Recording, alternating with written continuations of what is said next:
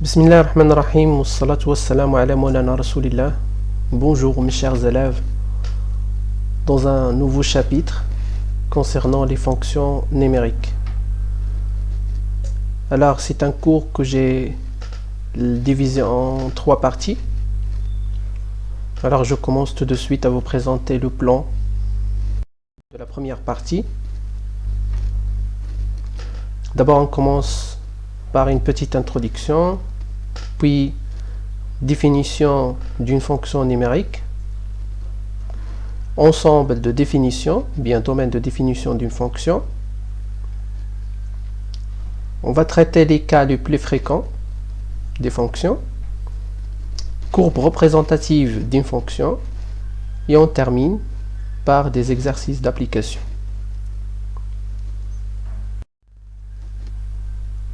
Alors dans l'introduction, je vais essayer de traiter un exemple. Et à partir de cet exemple, on va essayer de formuler la définition d'une fonction. Alors dans une boutique de vente d'un article unique, coûte 45 dirhams, avec prix de livraison fixe de 20 dirhams, quel que soit le nombre d'articles ou la distance. On note X, c'est le nombre d'articles achetés. F de X, c'est le prix total à payer qui dépend de X. Alors ici dans cet exemple, j'ai une boutique qui vend des produits ou bien des articles. Ça veut dire un seul type d'article, c'est article unique. Et le prix de cet article, c'est 45 dirhams. Plus le prix, si quelqu'un a acheté un certain nombre d'articles, il faut toujours ajouter le prix de livraison. Le prix de livraison, ou bien ce qu'on appelle les frais de transport, qui est fixe. Alors, le prix de transport, ou bien les frais de livraison, il est fixe à 20 dirhams. Quel que soit le nombre d'articles ou bien la distance. X, ça représente le nombre d'articles, et F de X, ça représente le prix total à payer. Ça, c'est juste une notation. Je commence par la première question, c'est déterminer la relation entre F de X et X. Quel est le prix à payer pour cet article? Si on achète cet article, quel est le prix à payer? La question 3, c'est calculer F de 3 et F de 25. Et la question 4, quel est le nombre de produits qu'on peut acheter à 425 dirhams?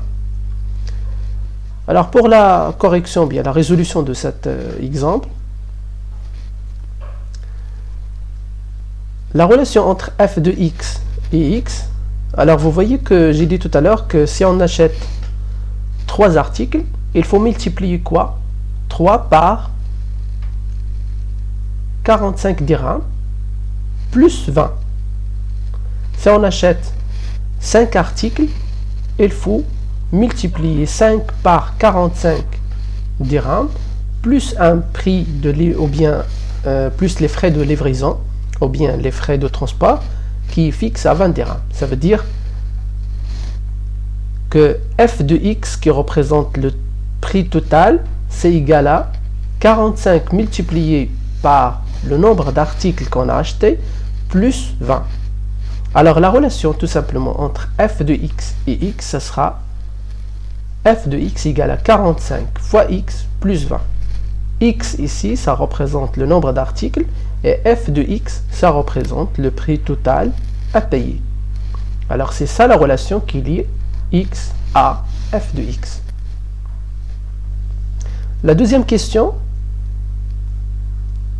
quel est le prix à payer pour cet article? Alors pour acheter cet article, alors on a F de X égale à 45 X plus 20. Donc pour calculer le prix à payer pour cet article, il suffit de remplacer X par 7. Alors j'ai remplacé ici X par 7.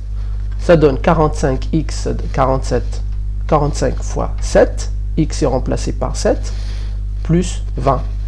« Et on trouve, après un calcul, que f de 7 égale à 335.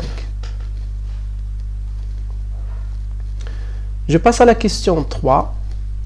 Calculons f de 3 et f de 25.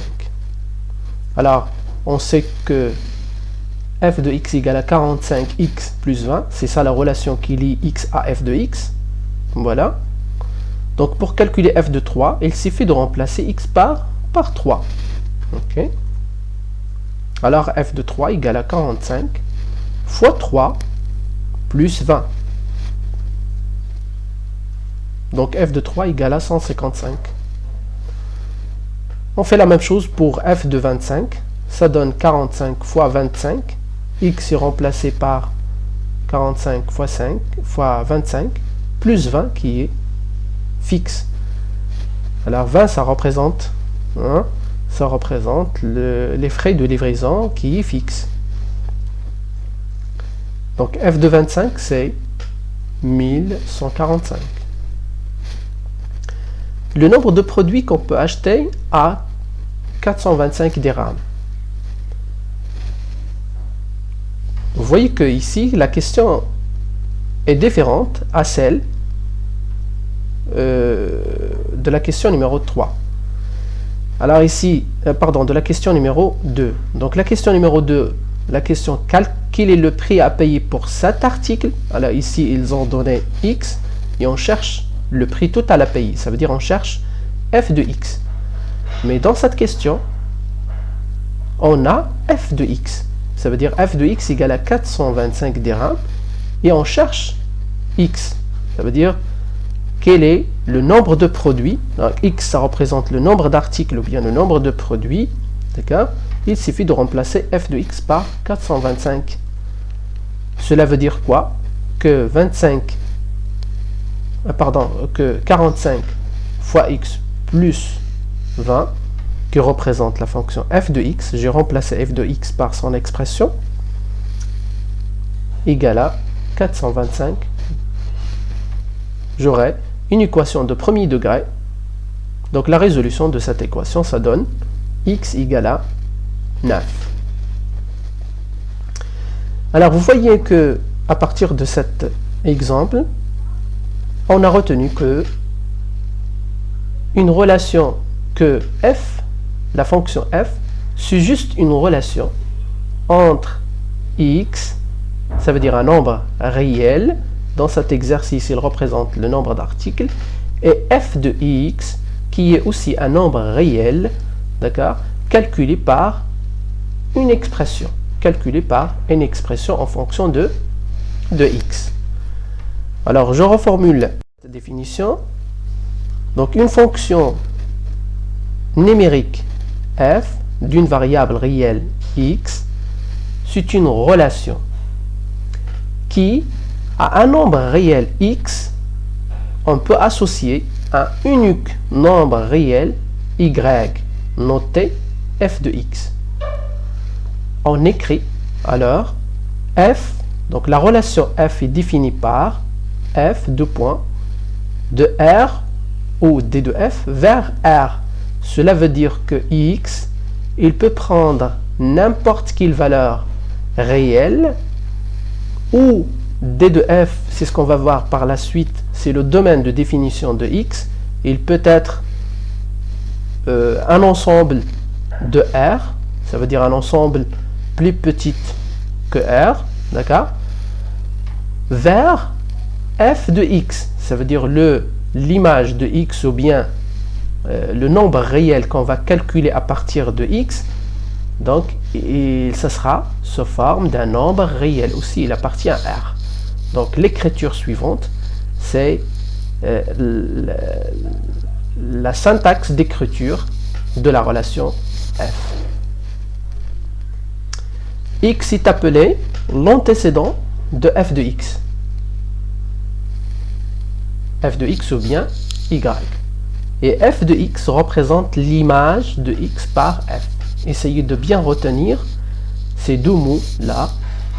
L'antécédent, c'est x, est appelé l'antécédent, et f de x est appelé l'image. Okay. Donc j'ai ici des exemples de fonctions. Donc la première fonction, il s'agit d'une fonction affine. Il s'écrit sous cette forme, f de x égale à 3x moins 7. Je peux avoir d'autres formes de fonctions de second degré. Le second degré, c'est f de x égale à, par exemple, 5x carré moins 2x plus 1. C'est une fonction de second degré. Donc la relation ici se forme d'une fonction de second degré. Ou bien je peux avoir une autre forme de la fonction, c'est une fonction ce qu'on appelle homographique, s'écrit sous cette forme, numérateur sur dénominateur.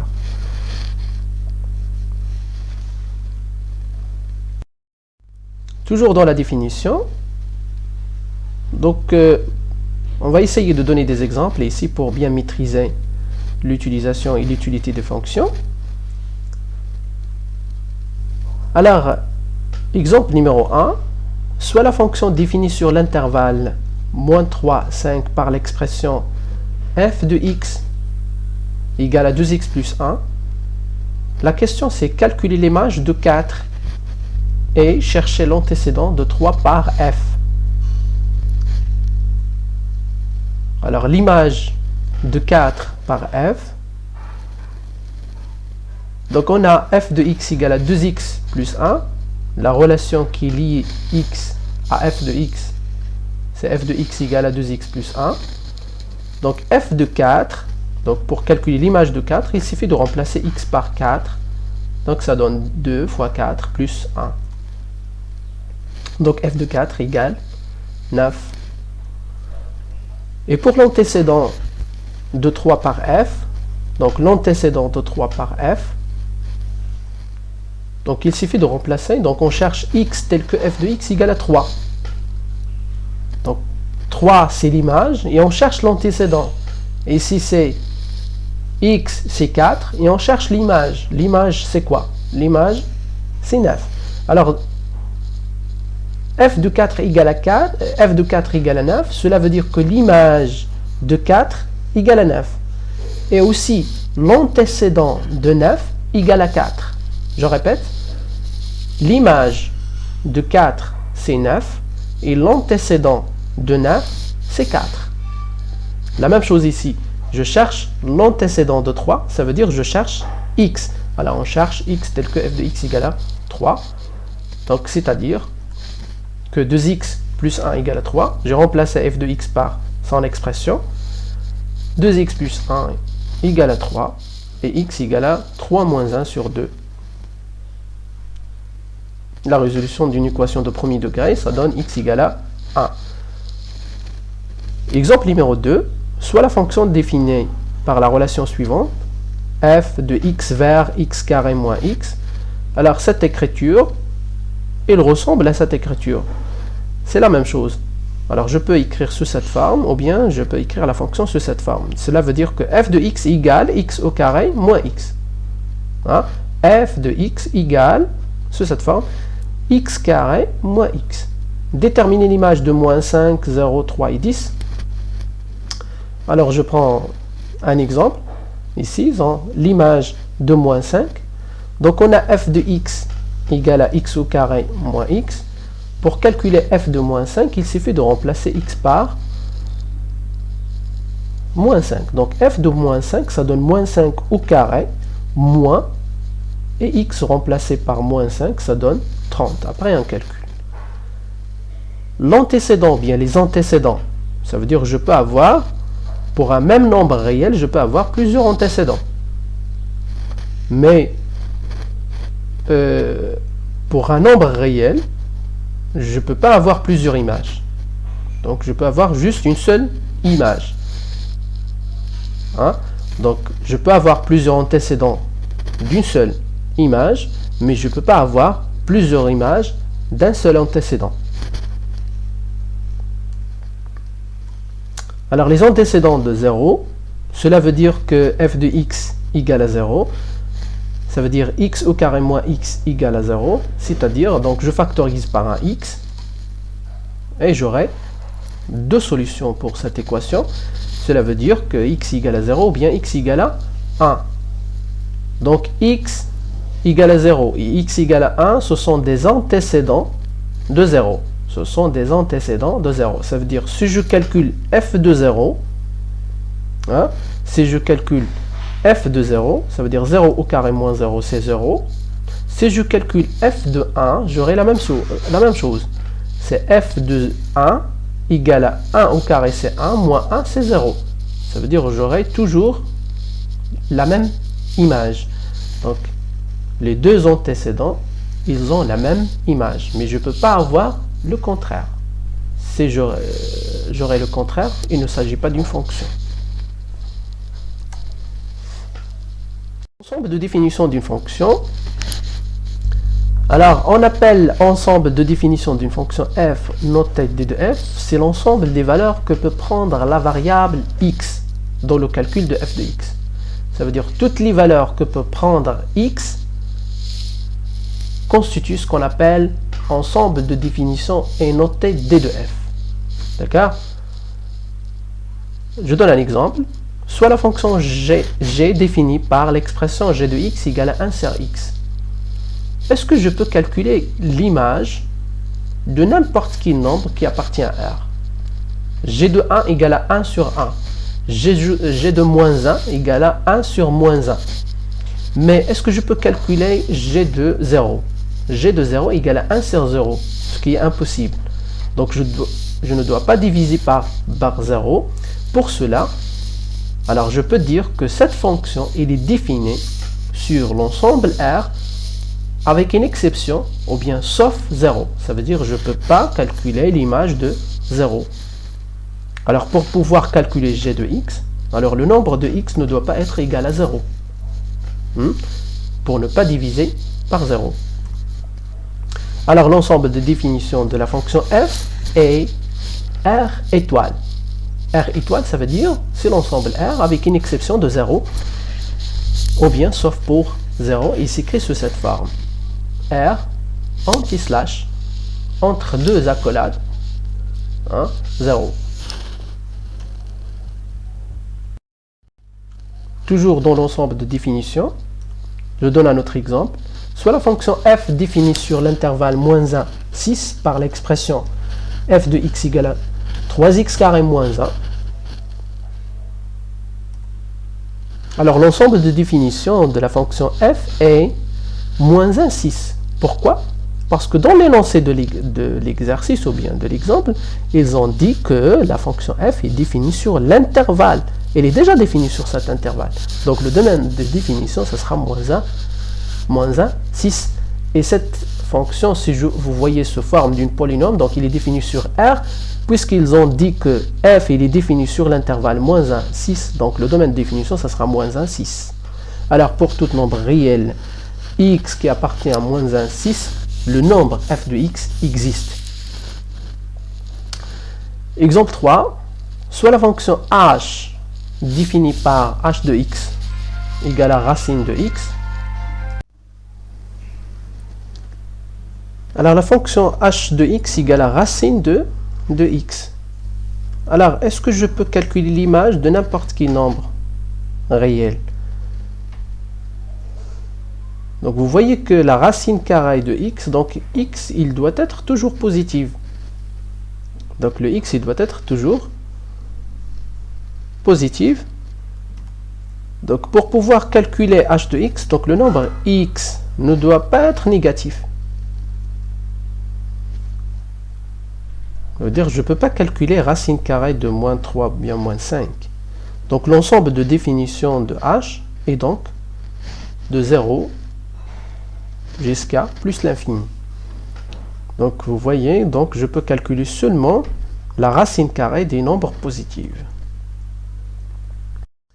Les cas les plus fréquents, donc soit P et Q, deux fonctions polynômes. Donc ici, les cas les plus fréquents, ça veut dire les plus rencontrés. Donc si f de x égale à p de x, alors d de f égale à r. Alors si f de x, c'est une fonction polynôme, alors le domaine de définition, ça sera toujours r. Et si f de x égale à p de x sur q de x, avec p de x et q de x, ce sont des polynômes, Alors, cela veut dire que d de f s'écrit sous cette forme, d de f égale x appartient à R tel que q de x différent de 0.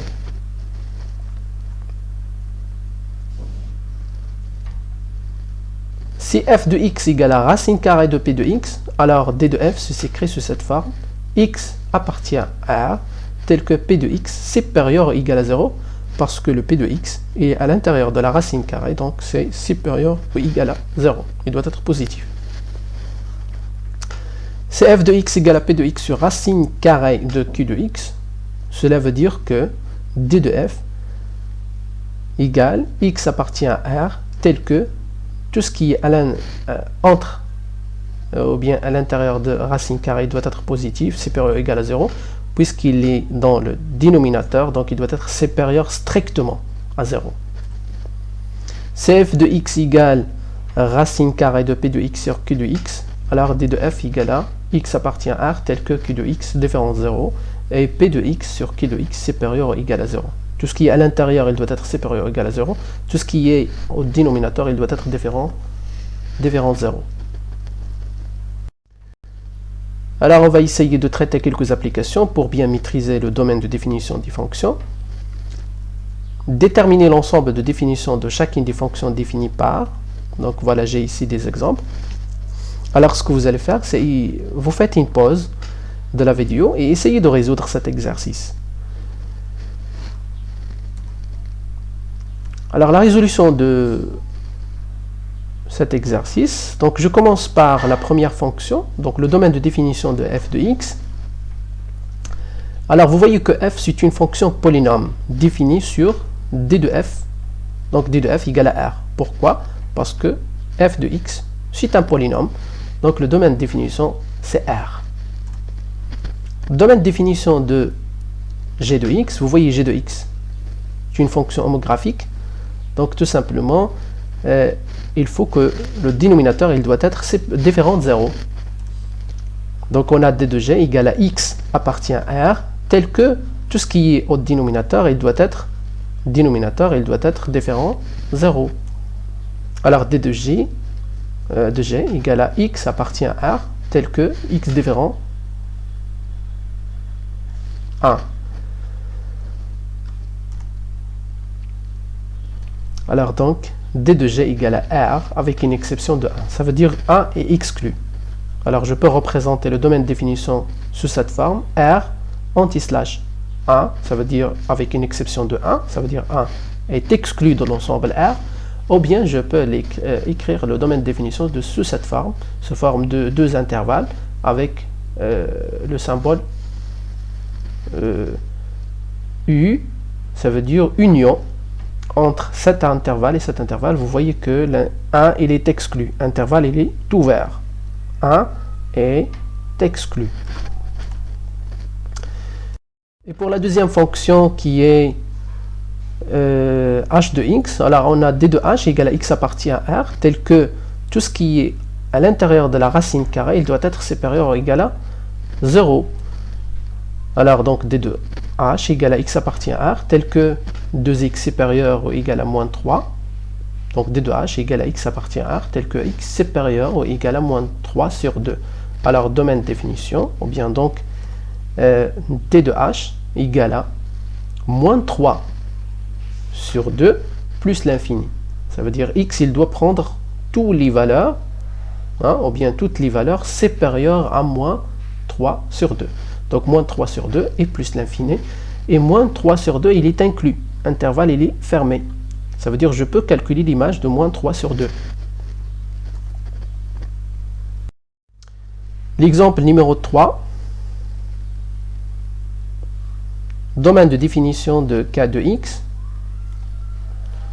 Donc on a d de k égale à x appartient à R, tel que 3x carré moins 2x moins 5, différent de 0. On résout d'abord l'équation 3x carré moins 2x moins 5 égale à 0. Donc ça veut dire le dénominateur il doit être différent de 0. Donc on fait la résolution de cette équation. Bien sûr, dans cet exemple, on aura besoin de discriminant, de calculer le discriminant delta. Donc delta ça donne 64, donc il est positif, donc on aura deux solutions distinctes. Donc l'équation admet deux solutions distinctes, x1 et x2. Donc x1 égale à 2 moins racine de delta, c'est 8, sur 2a, 2 fois a c'est 3, c'est 6, égale à moins 1, et x2 égale à 5 sur 3.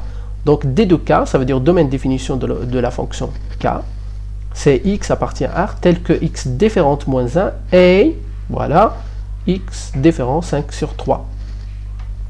D'où d de k, c'est égal à R, avec une exception de moins 1, et 5 sur 3. Ou bien je peux l'écrire des intervalles avec le symbole union.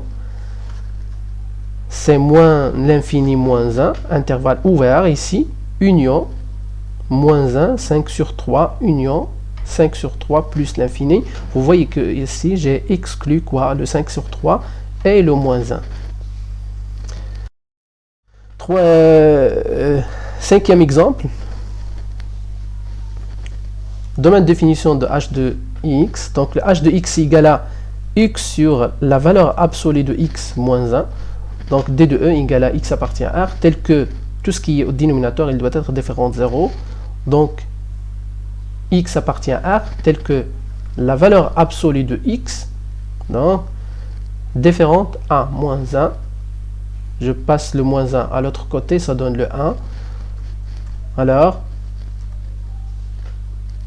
x appartient à R, tel que x différente 1, et x différent moins 1.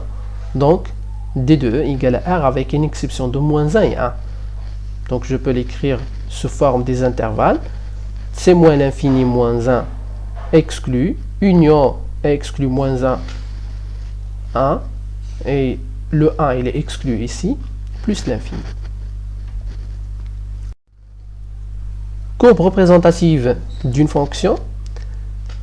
Alors, définition, on appelle courbe représentative aux représentations graphiques d'une fonction. Donc on appelle courbe représentative ou bien représentation graphique de la fonction f. C'est l'ensemble des points M du plan de coordonnées x, f de x, où x parcourt l'ensemble de définition de d de f. Donc d de f, ça représente tous les points qui ont comme coordonnées x, f de x.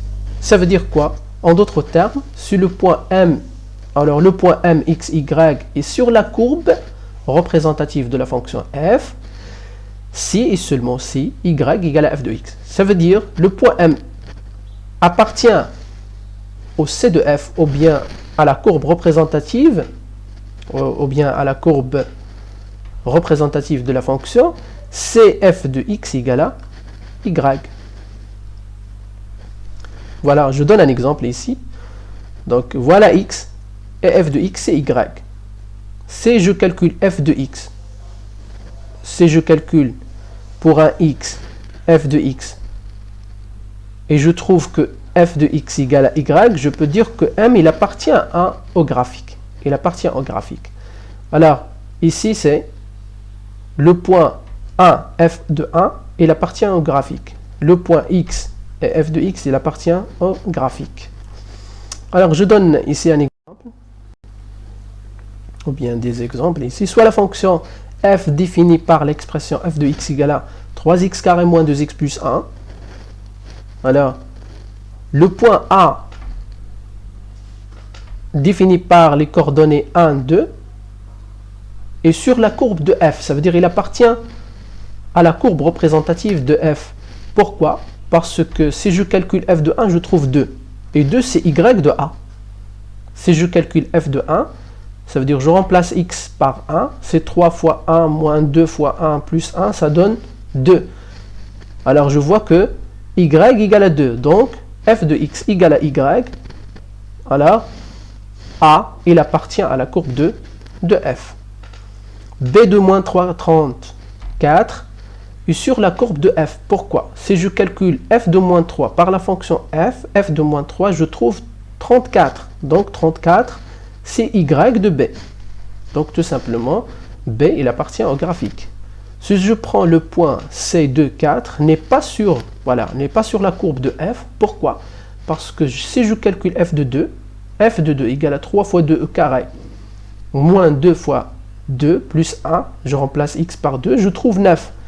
Et je vois que y de c, c'est 4. Hein, il est différent, 9, donc c, il n'appartient pas à la courbe de f. Et merci pour votre attention et on se verra, Inch'Allah, dans la deuxième partie. Merci.